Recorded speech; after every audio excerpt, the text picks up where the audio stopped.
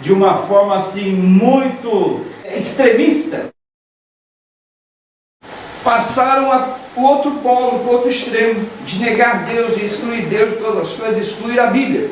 E hoje nós caímos numa situação que eu trouxe até um pensamento aqui muito interessante, de um escritor que também ele influenciou bastante esse trabalho. Eu não conhecia, mas quando eu fui até São Paulo nessas últimas férias aí, eu achei no livro dele e casou exatamente com aquilo que o professor Cláudio tinha me orientado. Falou: olha, fale um pouco sobre o apóstolo João, as suas cartas, a comunidade idealizada por João, como que deve ser a comunidade dos cristãos, como deveria ser o mundo.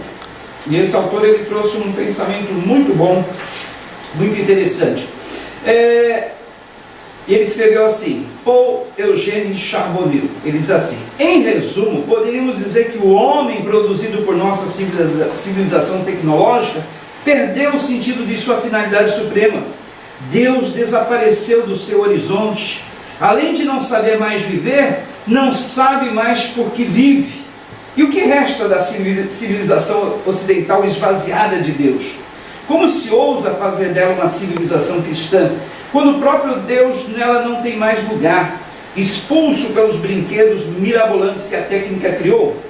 Nosso mundo gira em torno de si mesmo, tendo por eixo um louco e monstruoso orgulho.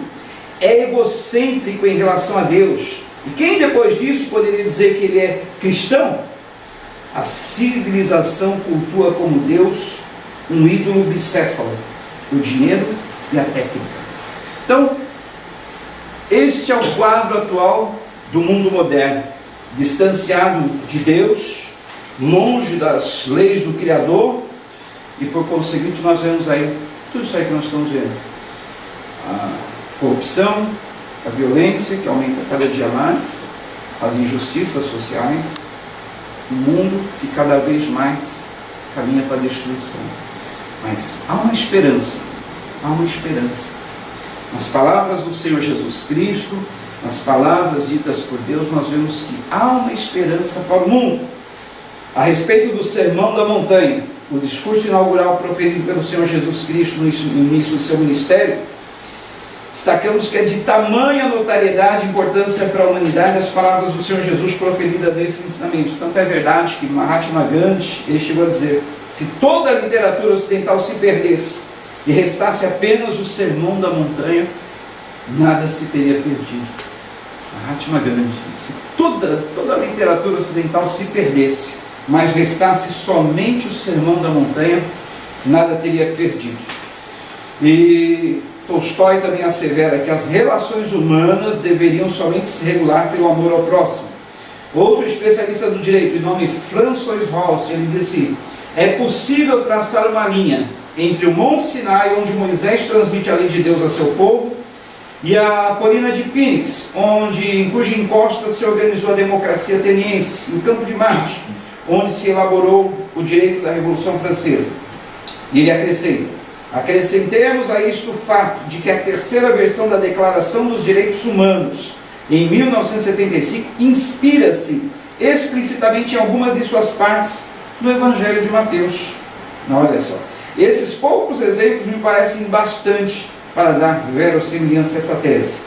François Mies, ele admite: o berço da democracia moderna não se encontra somente em Atenas, mas também em Jerusalém. O futuro da nossa liberdade dependerá de nossa vontade e de nossa capacidade de lembrarmos dessa origem. A Declaração Universal dos Direitos do Homem, aprovada em 10 de dezembro de 1948 em Paris, prescreve em seu primeiro artigo: todos os homens nascem livres e iguais em dignidade e direitos, são dotados de razão, consciência e devem agir em relação uns aos outros com espírito de fraternidade. Muitos juristas consideram essa declaração como a página mais sublime do pensamento jurídico que a humanidade já elaborou. Mas a verdade é que há quase 2000 anos atrás, o mestre divino da Galileia já pregoava todos esses preceitos, discriminados num simples e singelo mandamento: amarás ao teu próximo como a ti mesmo. Fazendo uma leitura com atenção, veremos que nesse glorioso mandamento do Nazareno, Todos os direitos enunciados entre os povos em todos os tempos estão ali contidos. Todos os direitos. Tudo se resume nesta frase: amarás ao teu próximo como a ti mesmo. Observadas essas instruções, esses ensinamentos do Senhor Jesus Cristo, todo direito com certeza estaria cumprido. Toda justiça seria feita. Se amarmos aos outros como a nós mesmos, estaremos reconhecendo o direito de cada um. Assim estaremos alcançando o bem comum que a vida em sociedade deseja. No dia em que conseguirmos amar aos outros como a nós mesmos, toda guerra terá fim, não haverá mais desigualdades sociais, não mais existirão diferenças ou quaisquer discriminações. Outro pensamento de Paul Eugène Charbonneau, ele diz assim: nossa civilização é também a civilização do medo. É a sua segunda característica, o medo coletivo, medo constante. Camus assim sintetizava a situação. O século XVII foi o século das matemáticas, o século XVIII o das ciências físicas, o século XIX da biologia. Nosso século é o século do medo. É que vivemos à beira de um abismo criado por nossa própria loucura, uma perspectiva de nele a qualquer momento afundar simplesmente. Os povos da Europa não esqueceram ainda os abomináveis horrores da última grande guerra, a segunda porque passaram em menos de 50 anos. As nações da Ásia, por intermédio do Japão, conheceram primeiro o terror atômico, são também escravas do medo. A Guerra Fria abalou os nervos dos cidadãos americanos que ignoram qual será o futuro próximo. Por isso a alucinação assenhoreou-se da humanidade inteira, a qual houve todos os dias que foi dado um passo adiante no descobrimento de engenhos capazes de destruir o planeta sem aviso prévio. Todo esse universo de torturas que sabemos existir realmente engendra um medo novo. Antigamente se tinha o medo da morte, mas hoje é o medo do amanhã, é o medo de viver, não mais o medo da morte, o medo de se viver. Então, nós temos o medo tomado conta da humanidade. Tudo isso por causa da falta da justiça, do direito de dar a cada um aquilo que lhe é seu, aquilo que lhe é propriamente seu, que é exatamente a função das palavras de Deus, da Bíblia Sagrada, dos Evangelhos, do Sermão da Montanha. Então, eu não sei quanto tempo resta, eu estou... 2 minutos. 2 minutos. Eu já estou mais ou menos na base da mente, eu estou acostumado a pregar, então já sei mais ou menos quando tá dando meia hora, 40 minutos, né? É automático. Bom, finalizando, eu confesso que eu, a princípio, fiquei pensando, meditando, será que esse trabalho vai ser um trabalho acadêmico mesmo? Será que não vai ser muito devocional? Será que não vai estar muito do lado da pregação? Mas, conforme eu falei, o professor Cláudio me orientou muito bem, dizendo, não, vai para esse caminho, ele até me encorajou, coloca poesia nisso, isso é bom, nisso aí, eu falei, isso me deu uma força, legal, então eu vou colocar bastante sentimento no trabalho, bastante devoção, bastante poesia. E finalizando, queridos, eu trago 2 curiosidades interessantes sobre a nação de Israel. Alguns podem dizer, mas a Bíblia tem tantos mandamentos que parecem ser incabíveis, parecem ser sem razão, sem fundamento, né? O que a Bíblia tem para nos oferecer hoje na nossa atual sociedade moderna?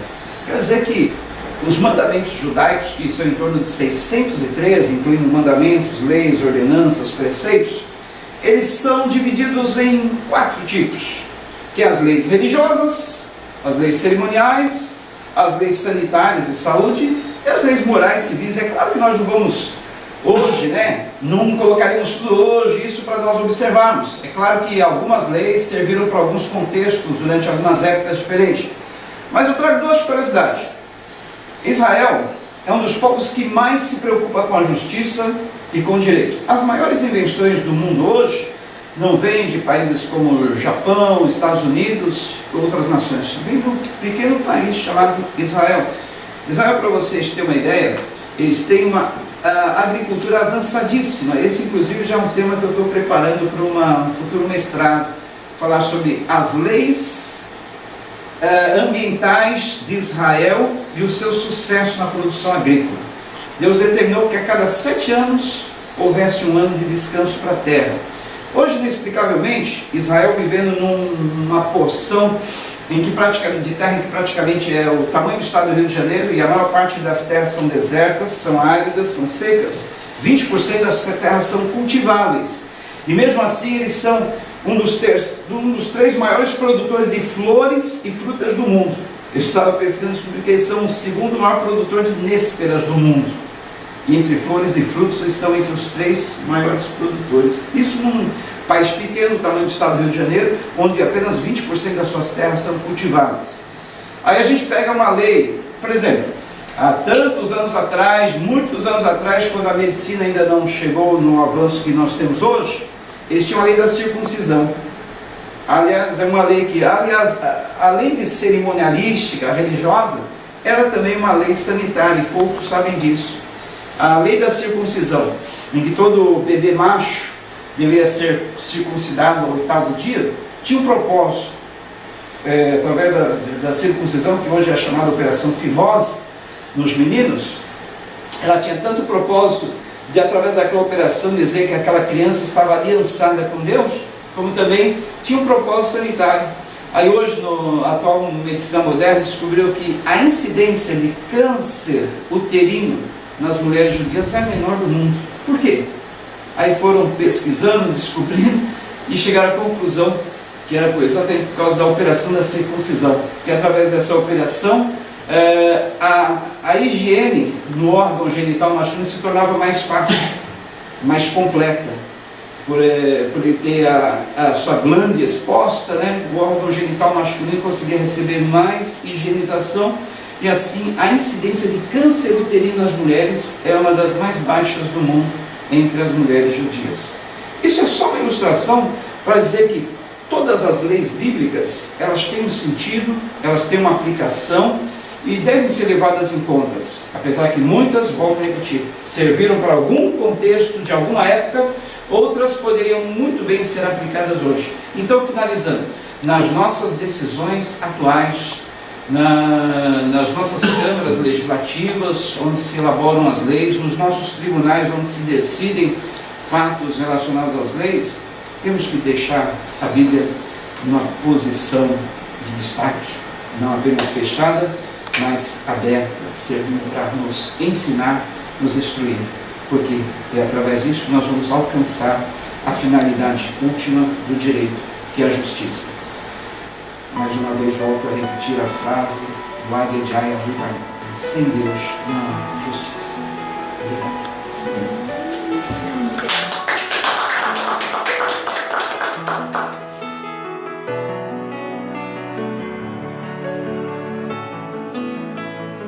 Bom, eu passo a palavra ao Gildo dos Santos. Foi meu patrono de turma, né, um querido. Então, para as suas perguntas, suas considerações. Em primeiro lugar,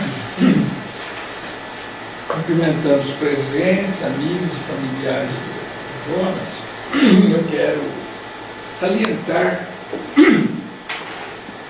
meus cumprimentos e agradecimento ao ilustre e querido professor Padre Cláudio Scherer da Silva por ter muitos dias aqui, há um pouco menos de um mês, cruzado comigo e pedido se eu aceitaria participar deste momento aqui. E aproveito também para cumprimentar o distinto acadêmico Jonas Leite Siqueira pela exposição feita hoje e pelo trabalho da municipal. E cumprimentar de uma maneira muito especial a nossa querida diretora, a professora Renata Soares Bonavides, que é um exemplo para todos nós, de dedicação, de trabalho, de seriedade na condução da Casa Amarela. Eu li com atenção e muito interesse o seu trabalho, até porque é tema que sempre me chamou a atenção. E foi bom para mim, porque, sinceramente, com esse texto, eu aprendi bastante. Os meus questionamentos são poucos.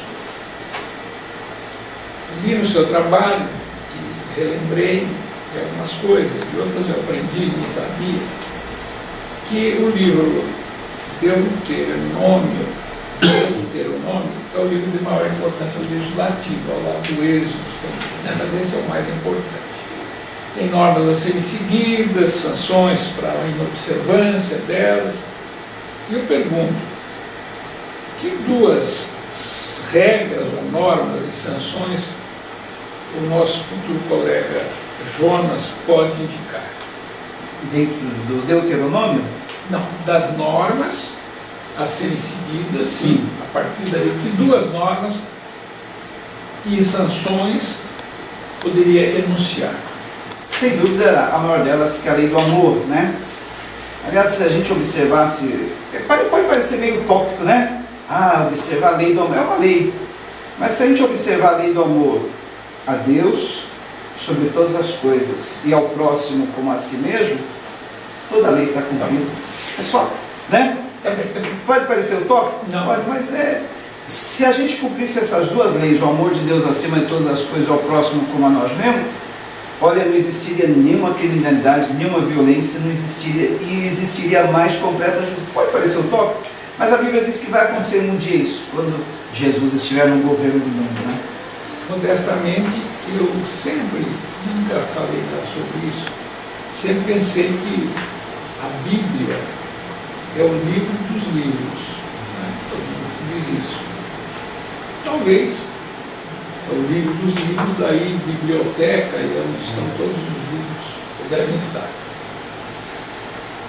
E pegando o seu trabalho para o campo restrito do processo civil, tão pequeno, mas para mim, que é o meu campo de trabalho aqui na faculdade de processo civil, eu gostaria de me perguntar aquela primeira intervenção de Deus chamando Adão e dizendo: onde estás? No capítulo 3, versículos 9 e 10. No campo de processo civil, onde nós poderíamos encaixar esta manifestação de Deus dirigindo-se a Adão? O direito da defesa, né? Adão cometeu uma infração, desobedeceu. Aliás, eu coloco no trabalho que é um dos primeiros dispositivos de direito colocado na Bíblia, está exatamente no Jardim do Éden, quando Deus deu a Adão, olha, você pode comer de todas as árvores do jardim, menos a árvore do conhecimento do bem e do mal, que vai dar a vocês a consciência do que é o certo e o que é errado. Adão desobedeceu, e como toda pessoa que pratica um ato errado, ele se escondeu. Mas Deus quis dar a ele o direito de defesa, né? Que a gente aprende no processo penal, né? O direito que cada um tem que se defender. Ele citou Adão para que apresentasse a sua defesa, para que não ficasse sem esse direito de se defender e pudesse ser julgado corretamente. Isso que a gente vê. A pessoa está muito bem dada. Mas ao direito de defesa precede um outro direito. De ser ouvido. Que é de citação, né? Citou Adão então, para ser ouvido. Isso é do jurista Celso Romano, que essa é a primeira citação feita no mundo. Tanto serve para o processo civil como para o processo penal, porque é tipo de procedimento. E a segunda, eu nas minhas elucubrações há muito tempo, encontrei também no livro Gênesis, quando Deus pergunta a Caim: o que fizeste? Capítulo 4, versículo 10 de Gênesis. Olha, ele sabia que ele havia morto o irmão. Assim mesmo ele o citou para que ele sempre dando o direito da defesa. Então agora vem a minha pergunta: o direito de defesa é direito divino, é direito natural ou é direito positivo? Eu creio que os três. Mas, primeiramente, um direito natural, que Deus colocou no coração do homem. E, aliás, quando Adão e Eva pecaram, ele já foi logo se justificando, né? Depois que Deus o inquiriu, ele foi justificando. A culpa não é minha, foi da mulher que tu me deste, né? Então, a partir daí a gente vê que o homem já nasce com essa tendência no coração de se defender, de se justificar. de sempre dizer, olha, não, eu tenho motivo para isso, né? Mas isso é coisa natural do homem, né? Deus colocou no sentimento do coração do homem, né, o sentimento que é o certo, que é o errado, que é o justo, que não é, né, o direito natural. Mas eu creio que isso aí vem do próprio homem, que é sempre se justificar, sempre achar que fez aquilo por algum motivo. Então eu diria que esse sentimento que é o certo, que é o errado, a consciência, vem de Deus. Já o sentimento de se defender, de se justificar, vem do próprio homem, né? E toda a lei, então, é colocar exatamente isso, para que o homem possa ter essa defesa, esse momento de dizer realmente o porquê, o que levou ele a fazer isso. Não sei se responde. Não, entendeu? Sem dúvida. Mas para mim, não estou sem dúvida.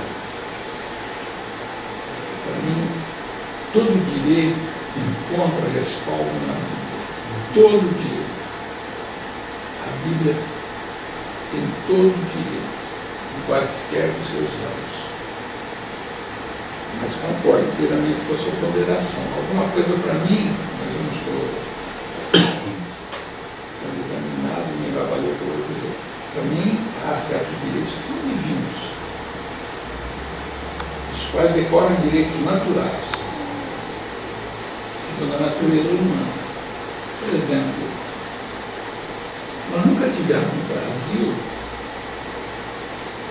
o direito dos avós visitarem os netos,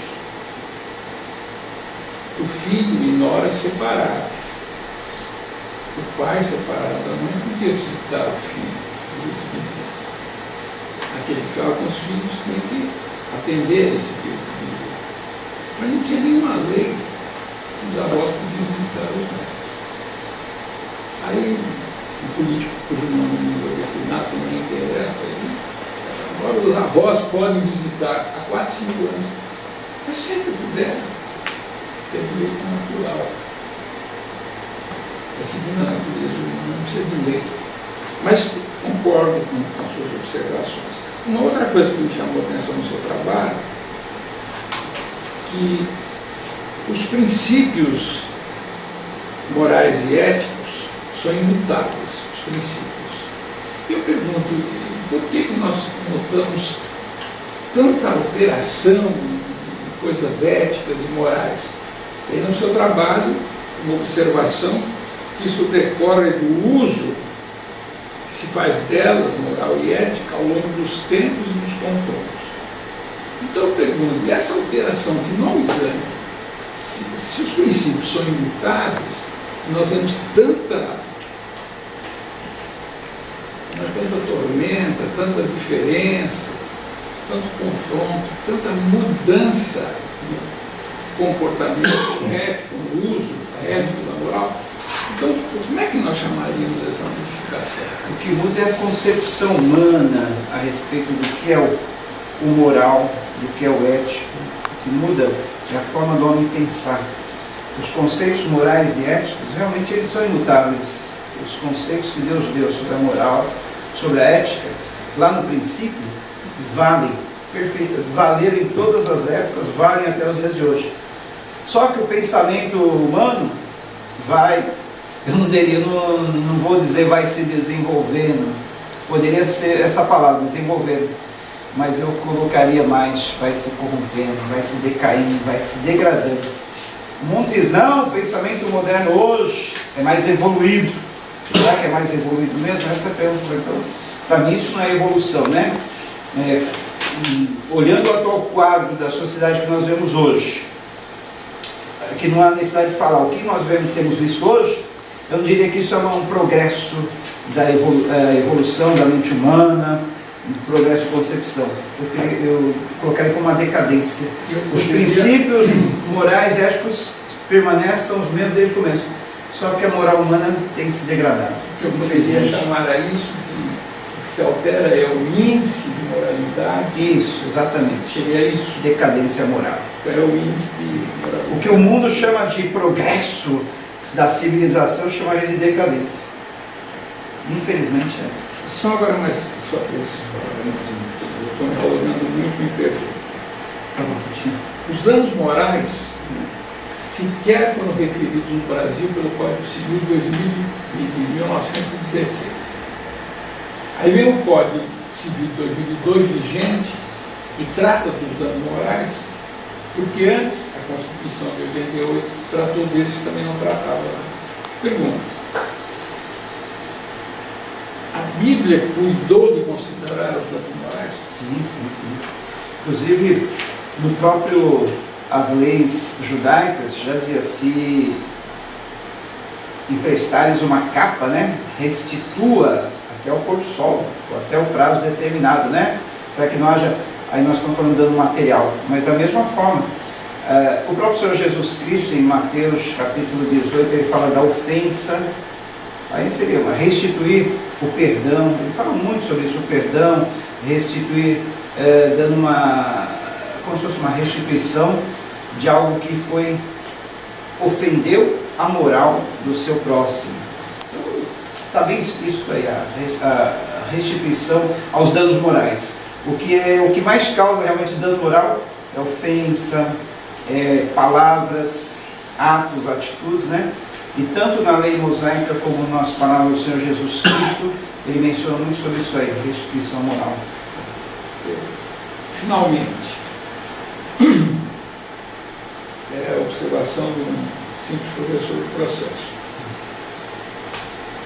Nós temos na Bíblia falso testemunho, né, contratos, os danos dos ressarcimentos, salário justo e até greve. Tudo na Bíblia. As leis de Gênesis, Apocalipse. Eu quero avançar, tem a impenhorabilidade de bens, tudo bem abordado no seu trabalho. Então, Casamento? nem se fala. Olha, apesar das resistências, até divórcio tem tudo que inglês completo. Então, para mim, o direito se assenta, o bom direito se assenta na Bíblia. E o direito à vida nem se fala. Estou satisfeito. Obrigado, professor. Desculpe ter me alongado. Não, satisfeito. É de direito. Padre Cláudio, prefere que eu fale, depois eu passo a palavra ao senhor para encerrar. Queria parabenizar, antes disso, mais uma vez agradecer o honroso convite feito a mim pelo Padre Cláudio, que é uma pessoa que eu amo muito, admiro demais. Ele não é apenas o nosso pró-reitor, é o nosso professor, o nosso padre, o nosso conselheiro, uma pessoa que vive para servir o próximo, para nos ouvir, e que mudou essa universidade desde a sua vinda. E permanecerá, se Deus nos permitir. Queria mais uma vez agradecer a presença do professor Gildo, que é uma pessoa que igualmente amo demais, tanto o professor quanto a sua esposa, a sua família, que são pessoas pelas quais eu nutro um carinho, uma admiração, um respeito muito grande. Então, agradecer a Deus, né, por esse momento especial de podermos estar aqui. Aparecer mais um culto, né? Na apresentação de um trabalho que é muito mais do que um trabalho, do que é uma reflexão, né, do que é uma bela reflexão, um belo trabalho. Então, já queria iniciar parabenizando Jonas, Vossa Senhoria, pelo seu trabalho, pelo amor que o senhor demonstrou aqui na confecção e na apresentação desse trabalho. Olha, eu já participei de muitas bancas nessa faculdade, eu estou aqui há quase 20 anos. Já passaram vários orientandos meus e vários orientados por outros professores em bancas das quais eu participei, quer como examinadora, quer como orientadora. Mas hoje realmente a apresentação de Vossa Senhoria foi diferente, uma apresentação com amor. O senhor não veio aqui apenas para cumprir o protocolo da finalização de um TCC. O senhor demonstrou amor no que falava, demonstrou de fato, e é comprovado que foi Vossa Senhoria que confeccionou o trabalho e que escreveu aquilo que acredita. Então acho que isso tem um valor que precisa ser destacado. Então o senhor está de parabéns pela coragem, pelo imeditismo do tema. Eu acho que o senhor não tem que deixar esse trabalho apenas como TCC, acho que o senhor tem que publicar esse trabalho, porque é o primeiro TCC dessa natureza que eu vi aqui ao longo desses anos todos, E já estive em outras instituições, já participei de admissões na PUC, nunca vi ninguém, no bom sentido, se atrever, no bom sentido, a um desafio como esse. Então, só por isso o senhor já está de parabéns, né? Bem como pelo conteúdo, pelo cuidado que o senhor teve com a formatação do seu trabalho, ela está impecável. Passou uma coisinha ou outra, mas que passa no trabalho de todo mundo, um errinho de pontuação aqui ou acolá, que passa mesmo, uns pontinhos finais que deixou de colocar lá nos rodapés, mas isso é tão de somenos importância que a hora que o senhor mandar para uma editora para publicar o seu trabalho, eles se encarregam de fazer isso. Mas o conteúdo realmente está impecável, eu gostei muito e tenho aqui, não são nem... eu queria mais ouvir para o senhor poder falar um pouco mais, não são nem perguntas, é mais uma reflexão que o senhor dividir comigo. Primeira delas, o senhor, Vossa Senhoria entende que ao sentenciar, estou pensando num processo penal, que é aquele que cerceia a liberdade do indivíduo, né? Que coloca alguém na prisão, no cárcere, nessas masmorras, nesses depósitos de lixos humanos que são os nossos cárceres no Brasil nos dias atuais.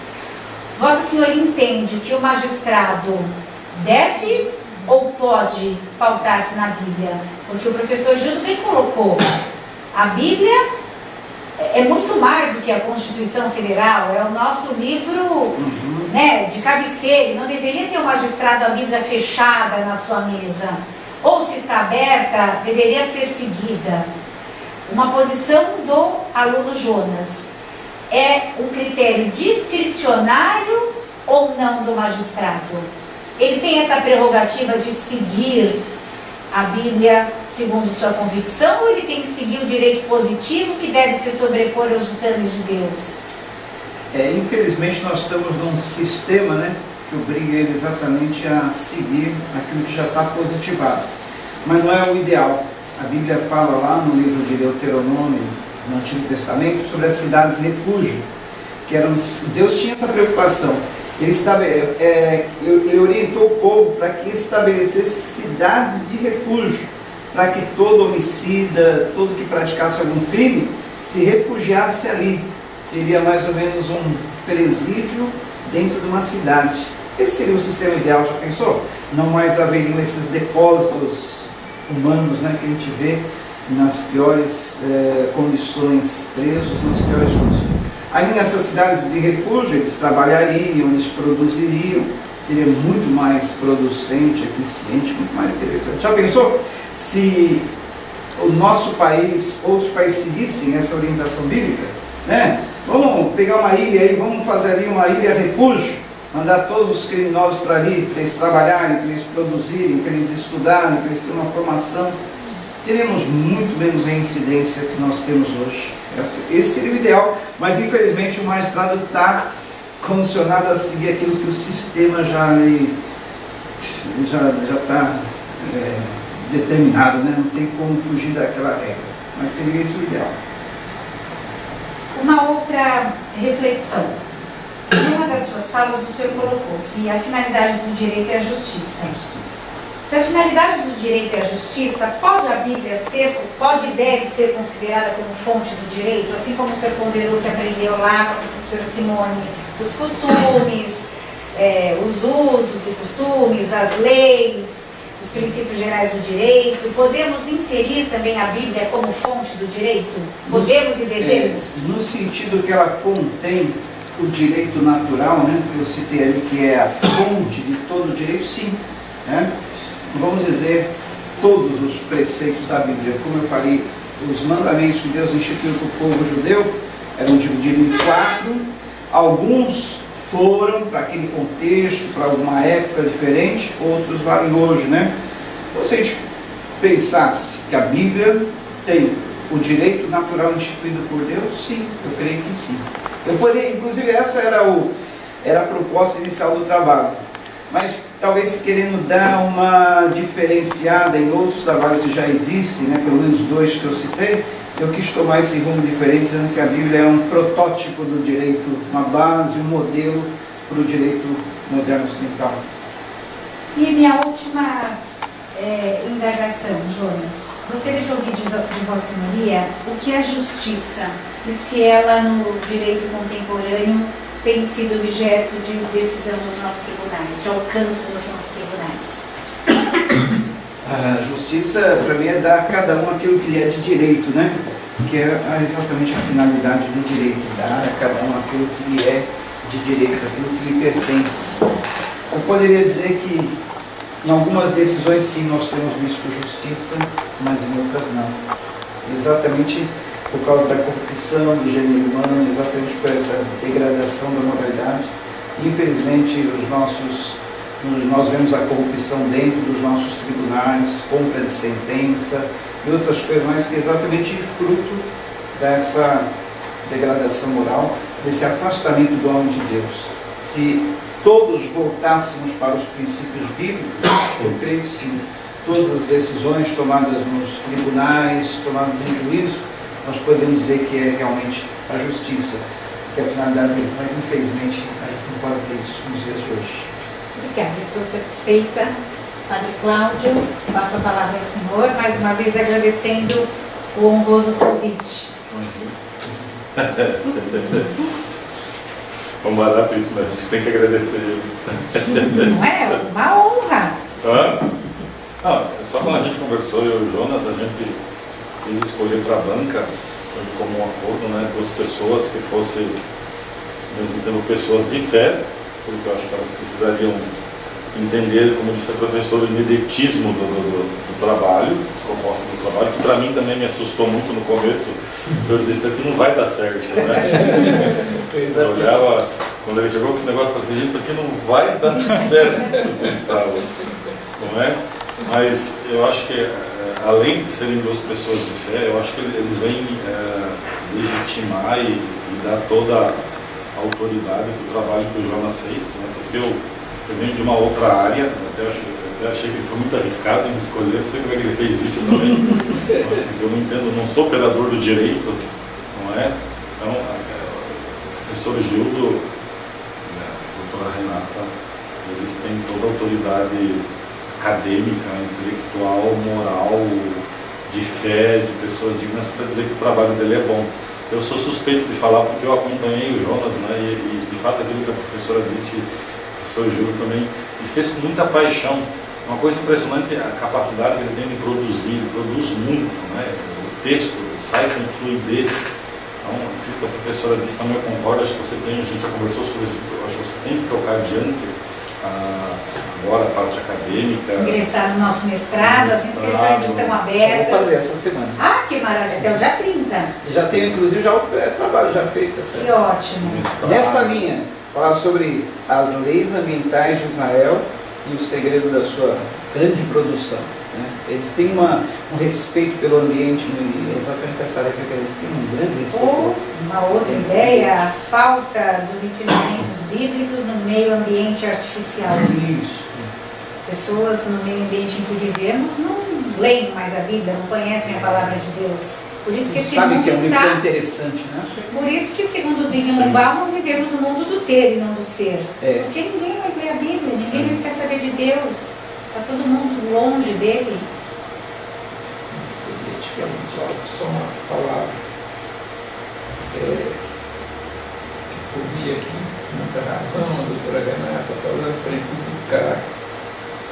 Efetivamente, essa é uma ideia que eu fiquei aqui no final. O professor orientador, a Cláudia, a doutora Renata, encadernar esse trabalho. Já vou fazer a publicação de um livro, com certeza. Uma série de coisas, editores, etc. Eu já fiz pensando nisso, de ser um encadernar trabalho as letras bonitas, douradas, sonômico, orientador, tudo que deixa na biblioteca. Rapadura, né? Na biblioteca. Eu pensei para nisso, consulta, que vai ser catalogado. Amanhã, quando eu fazer outro trabalho, o seu será referido, será a fonte também. Uma sugestão. Só vou fazer uma pergunta, né? É claro, nós estamos aqui, todos nós aqui somos suspeitos.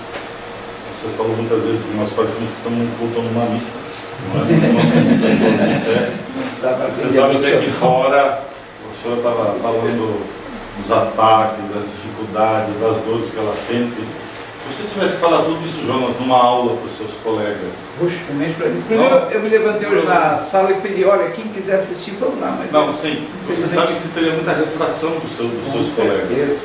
Não é? E você sabe que nós não podemos muitas vezes ir afrontando, nós temos que ir pelos flancos. Como é que você faria uma aula, muito rapidamente assim, o que você diria? Você mudaria a linguagem, iria do mesmo jeito que você foi aqui conosco? Ou você tentaria, eu gostei muito daquilo que o professor Gildo falou, ele foi dizendo, olha, está tudo ali, a professora também disse, está tudo ali. Eu disse, eu não sou operador do direito, então não tenho essa visão de lupa que eles têm, de enxergar a Sagrada Escritura, como você também tem. Não é? Ali, olha, casamento, questão de terra, questão de uso capião, perfeito. Você mostraria isso para os seus colegas desse jeito? Com certeza. E aí aproveitaria mais para explorar essa questão do vazio que toda pessoa tem dentro de si. É um vazio que nada preenche. Você vê tantos jovens se drogando, se prostituindo, se matando, porque é aquele vazio. Se suicidando. Muito hoje em dia. Aquele vazio que a pessoa tem que nada preenche, que tem exatamente a forma de Deus e só Deus pode preencher. Então eu falo, olha, eu ia muito mais além do que essa apresentação, eu ia explorar bem esse campo aí. Dizendo assim, olha, tá vendo ó, a resposta que você muitas vezes questiona, que o jovem é questionador, a pessoa questiona, mas por quê, né? Aí a primeira questão que eles vão colocar, mas se Deus é tão perfeito, as suas leis são tão perfeitas, Deus colocou tudo ali bonitinho, por que o mundo está assim hoje? Resposta, livre-arbítrio, né? O Santo Agostinho já dizia nos primeiros séculos, Deus dotou cada um dessa capacidade de escolher. Deus não criou o homem como um robô, um autômato, para ele só cumprir aquilo que Deus determinasse. Não, Agostinho fala, existe o livre-arbítrio, a capacidade de escolha. Então é exatamente isso que levou o mundo a estar hoje. As escolhas que o homem fez e continua fazendo, sempre de forma errada. Porque não escolher, se nós escolhêssemos seguir os ensinamentos, os preceitos, os mandamentos da lei divina, não seria diferente, não seria esse caos que está hoje. Então eu ia explorar bem esse lado aí. Dizendo que não é culpa de Deus o mundo estar assim hoje, é culpa das nossas escolhas. Quer dizer que legitimam o seu TCC. Agora nós vamos deliberar, né? Aguardem por gentileza.